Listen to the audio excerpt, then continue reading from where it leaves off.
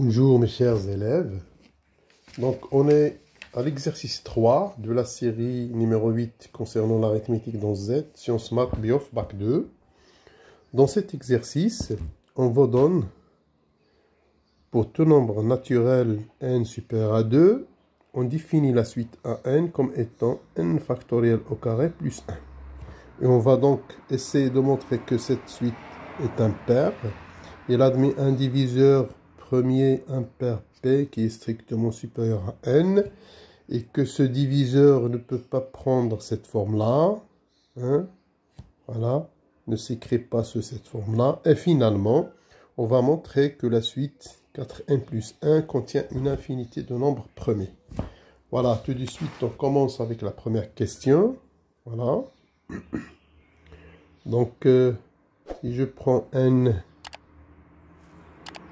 quel que soit n supérieur à 2, avec n, bien sûr, un entier naturel, on pose la suite à n qui est égal à n factoriel au carré plus 1, montrant que an est impair. Voilà. Voilà. Bon, une chose. Bon, si vous calculez n factoriel au carré, ça va vous donner donc, c'est 1 fois 2 fois n au carré. Et donc, je peux sortir le 2 au carré. J'aurai donc 2 au carré fois 1 fois 3 fois 4 jusqu'à n au carré. Et ça, je peux l'écrire donc 2 fois 2 fois ce qui reste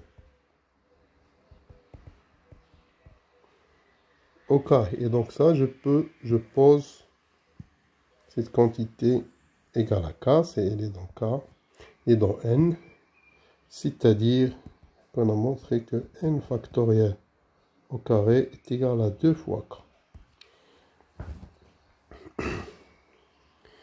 Et donc, n carré est égal à 2 fois k, c'est-à-dire que, donc, j'aurai donc n factoriel est congru à 0 modulo 2. Or, d'après le cours, on a toujours A est congru à A modulo n, quel que soit n supérieur ou égal à 1. Et donc là, j'aurai, pour le A c'est 1, j'aurai donc 1, elle est congru à 1 modulo 2. Et donc d'après les propriétés de la congruence,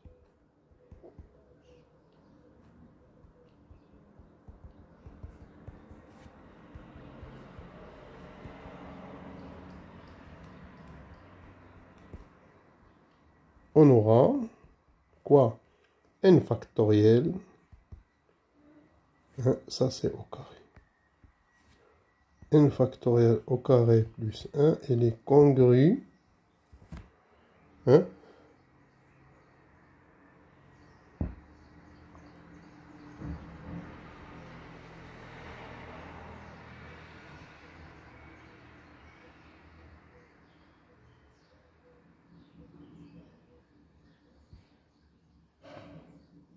à 1 modulo 2. Voilà, donc on a sommé. Ça veut dire quoi? Et ça, c'est AN. Donc ça, c'est AN. Donc c'est AN est congru à 1 modulo 2, c'est-à-dire donc le reste de la division euclidienne de AN par 2, c'est 1, c'est-à-dire que AN est impair. Voilà, c'est simple. Bien, on passe à la question 2. Donc cette suite qu'on a définie là, c'est une suite qui est impaire. Voilà. La question 2, cette fois-ci, on vous demande que AN admet un diviseur qui est premier, impair et strictement supérieur à n. Voilà, montrons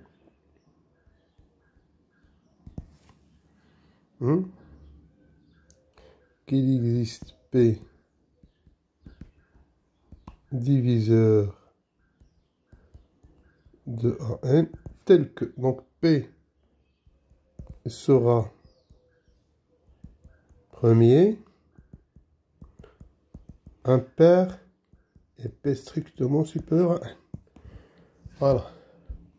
Je vais commencer par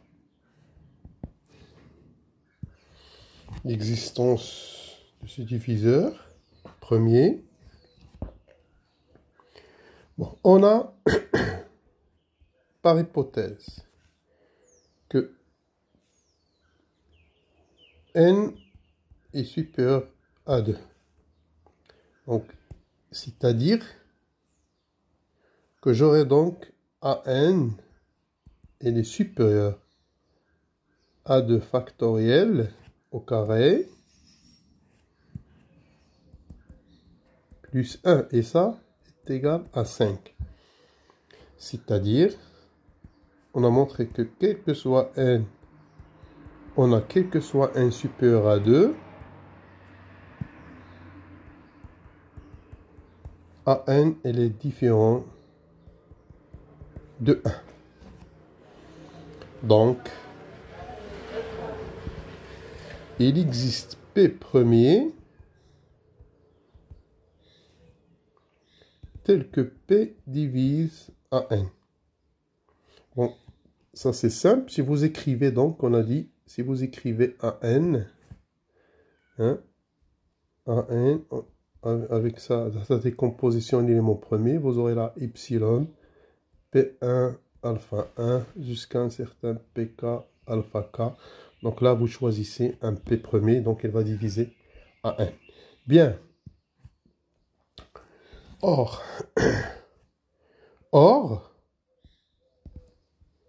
AN est impair. Donc P est impair. Sinon, c'est-à-dire sinon, c'est-à-dire si P est pair, regardez, sinon.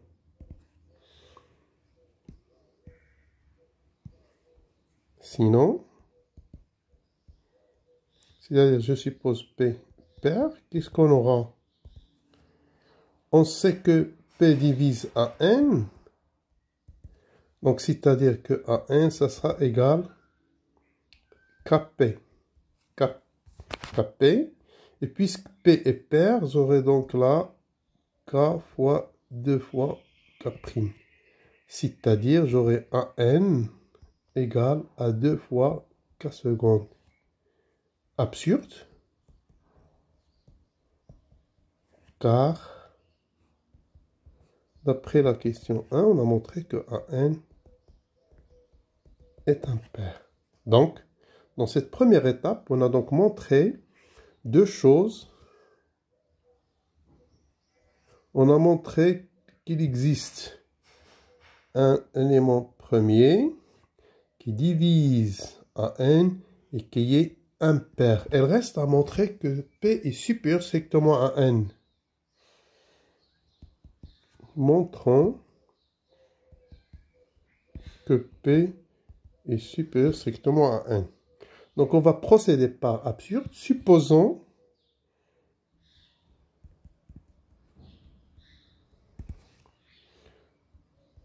que P est inférieur ou égal à N. Donc, qu'est-ce qu'on aura?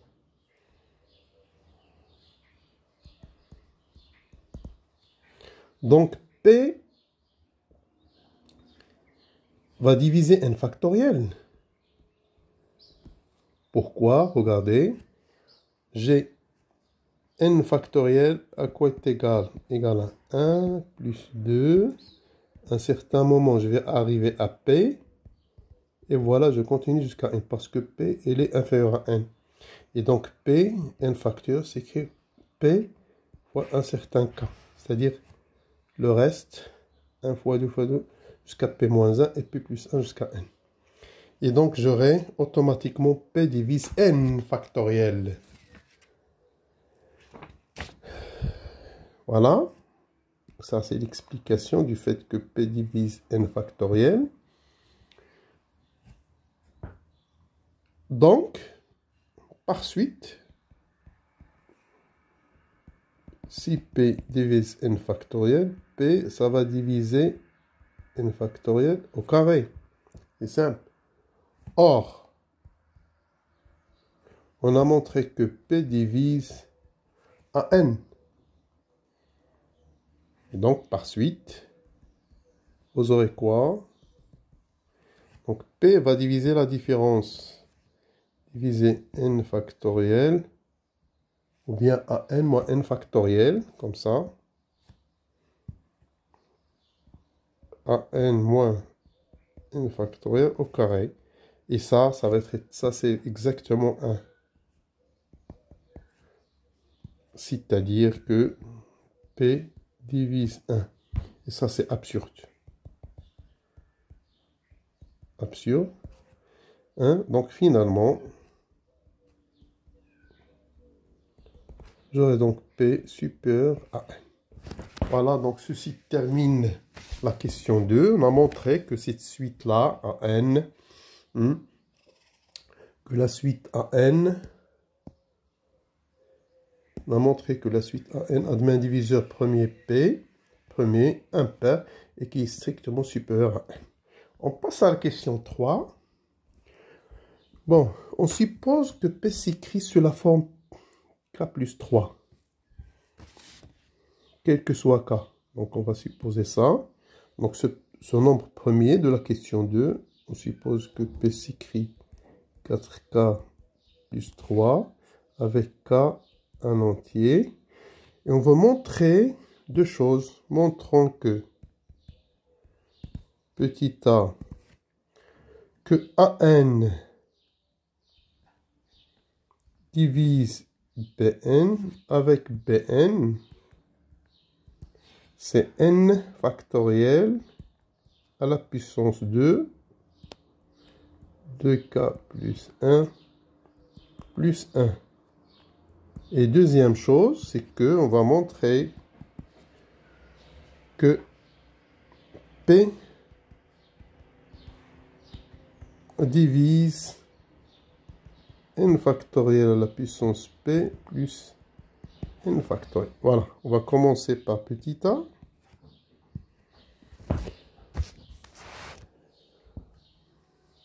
On a par définition de an, on a an égale n factoriel au carré plus 1. Donc,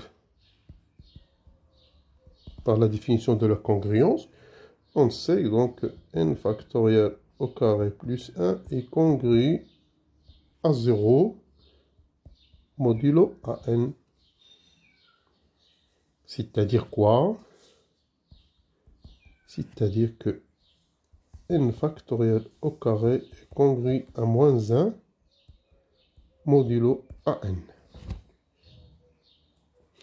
Maintenant, on va donc utiliser une propriété du cours. C'est celle-là, je vais la noter là.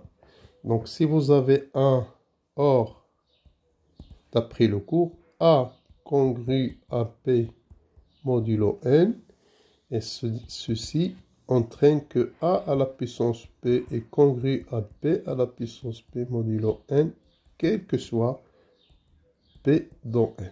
Voilà. Dans notre cas, qu'est-ce qu'on va faire? Dans notre cas, l'équation étoile s'écrit. Donc, je vais élever à la puissance de k plus 1. Donc, vous aurez n factoriel à la puissance. Voilà. Mon p ici, c'est 2k plus 1. Ça sera congru à moins 1 à la puissance 2k plus 1 modulo AN. Donc ça va donner quoi? Puisque 2k plus 1 est impair, ainsi, j'aurai donc n factoriel 2 à la puissance 2k plus 1, ça sera congru à moins 1, puisque 2k plus 1 est impair, modulo AN. Et ça, c'est exactement, par suite, ça c'est, par définition, que AN divise n factoriel à la puissance de 2k plus 1 plus 1. Et ça, c'est, cette quantité-là, c'est la suite Bn. Conclusion. AN divise Bn. Voilà, on passe à petit b, c'est-à-dire P divise n factoriel plus n factoriel. Je vais bien écrire le n. Ça ressemble ici à P. N factoriel, voilà. Petit b. P montrant que P divise n factoriel P plus n factoriel.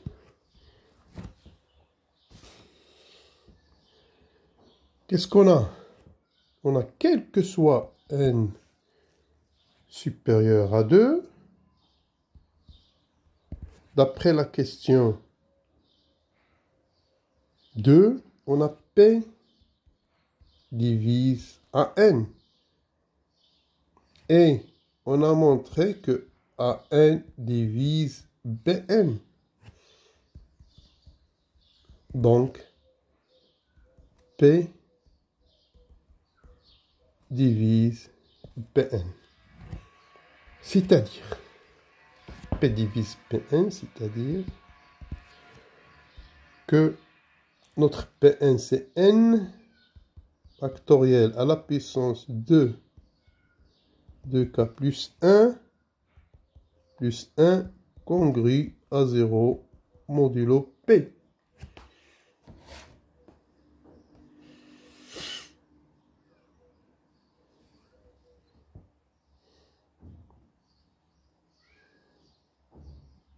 Et voilà, ça donne quoi?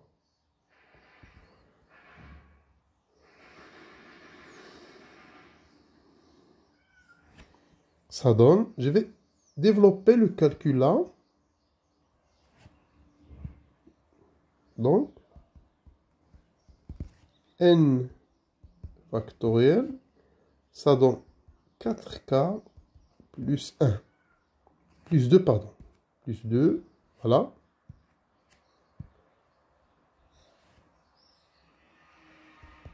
Plus 1 congru à 0 modulo P. En multipliant par n factoriel. Maintenant, en multipliant par n factoriel,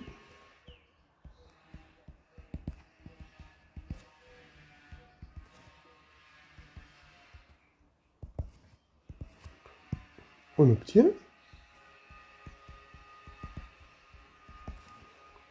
j'aurai là n factoriel à la puissance 4k plus 3 plus n factoriel congru à 0 modulo P. Et ça, 4k plus 3, on a dit, ça c'est exactement P. Parce qu'on a supposé que P prend cette forme. Hein? Donc, on aura donc n factoriel à la puissance P plus n factoriel est congru à 0 modulo P. C'est-à-dire, on a montré finalement, par conséquent,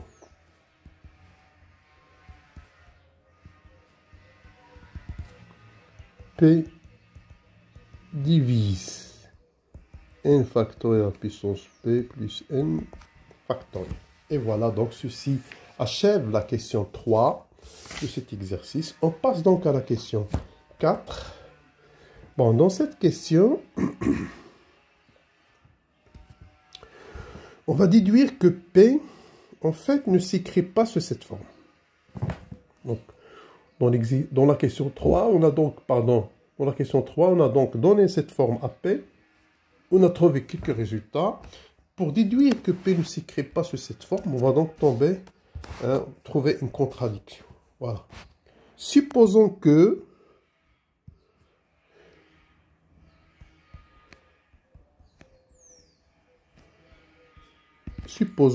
P, il prend cette forme. 3K, pardon, c'est 4K plus 3. Avec K dans N. Bon, d'après la question 3, qu'est-ce qu'on a? On a montré que P divise n factoriel à la puissance P plus n factoriel.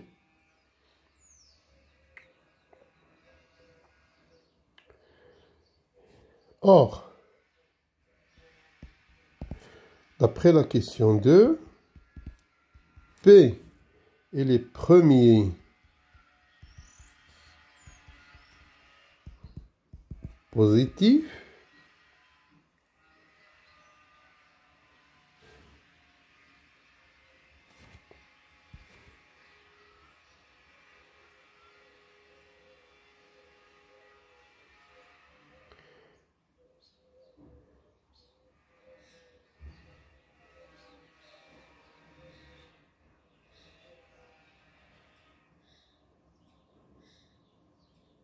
donc P est les premiers positifs.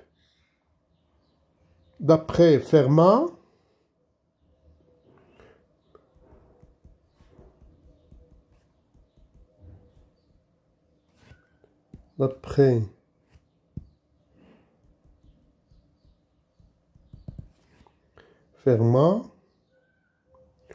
on aura donc n factoriel à la puissance P-1 est congru 1 modulo P.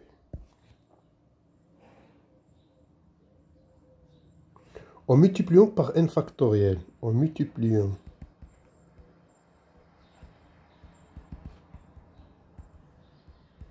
par n factoriel, on aura quoi? N factoriel à la puissance P est congru à n factoriel à la puissance P. Voilà. Donc, qu'est-ce qu'on a montré? On a P divise n factoriel plus n factoriel. Et ceci, ça nous donne le fait que P divise n factoriel P moins n factoriel. Donc, deux choses. Ainsi, donc, P va diviser la différence. On obtient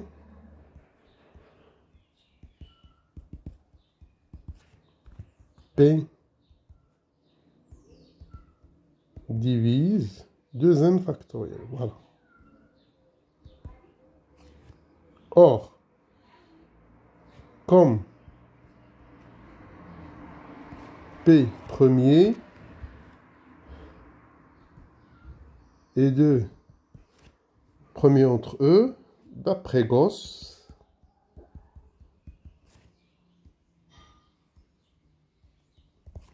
P divise n factoriel.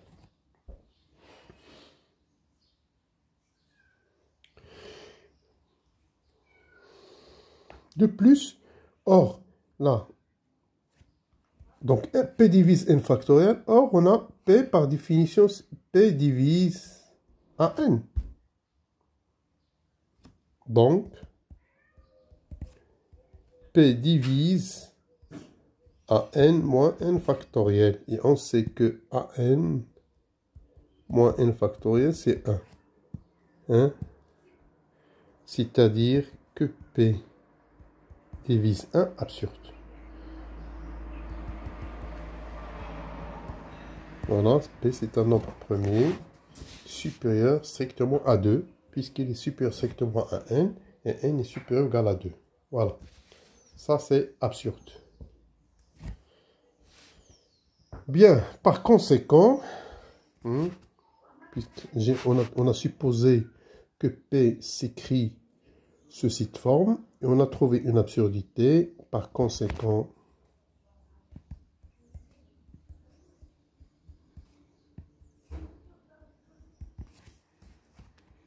P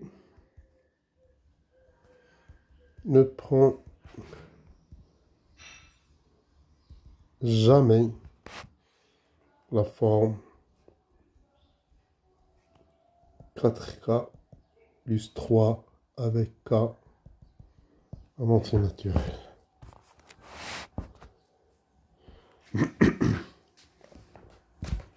Bon, je vais laisser une remarque jusqu'à la question 4. Ceci donc termine la question 3.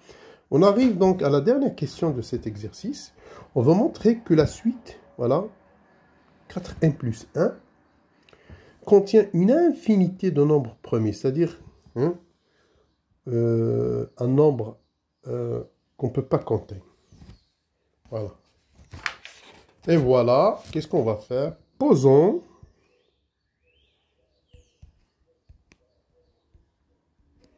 on va poser A, c'est l'ensemble des P premiers tels que P prenne la forme 4K plus 1 avec K dans n étoile. Bon, déjà j'ai A et non vide, l'ensemble A et non vide. Pourquoi? Parce que le nombre 5, je peux l'écrire comme étant 4 fois 1 plus 1.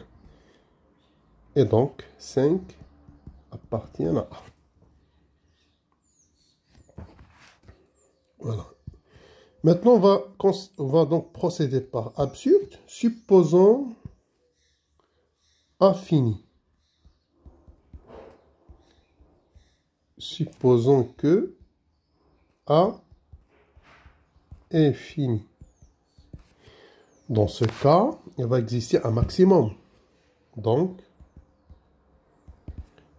il existe un Q premier tel que Q, ce sera le max de A, le plus grand élément. Et puis, on considère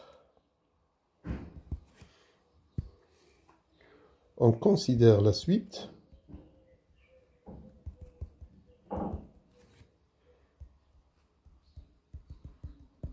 Donc, cette fois, c'est A indice Q, ce maximum. Ça sera donc Q factoriel au carré plus 1. N'oublions pas que Q est positif. Il est positif.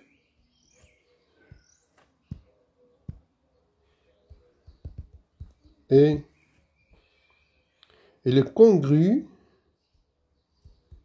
à 1 modulo 4. C'est-à-dire, il prend la forme 4K plus 1. Donc, 4K plus 1 ici.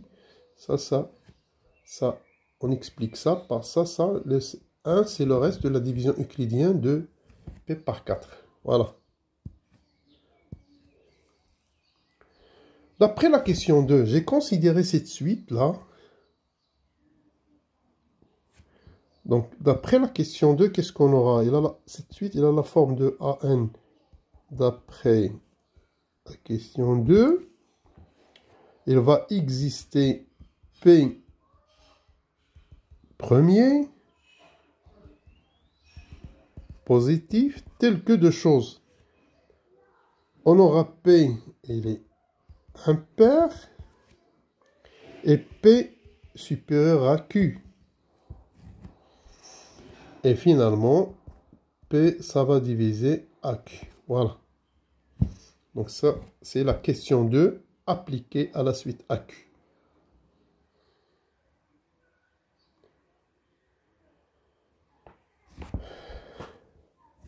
Donc, et d'après la question 4,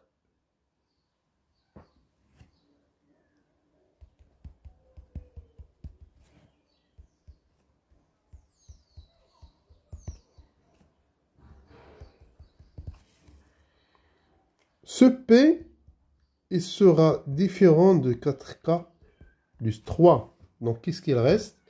Il reste 2K avec soit, donc P, ça sera soit égal à 4K ou P égale à 4K plus 1. Bon, ce cas-là, ce n'est pas possible car c'est un nombre premier qui est impair. Donc P, il prend cette forme-là. C'est-à-dire quoi? C'est-à-dire que P, il sera dans A. Puisque P est premier, il prend la forme 4K plus 1 et positif. Et ceci est absurde.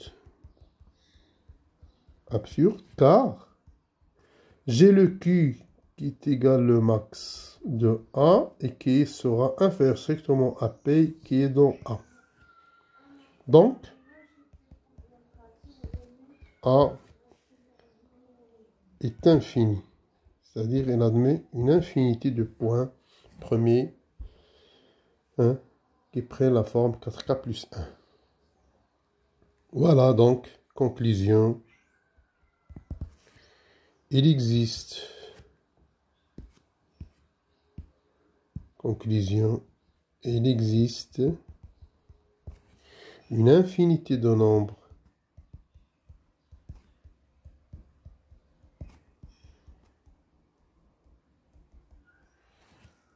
premiers qui s'écrivent sous la forme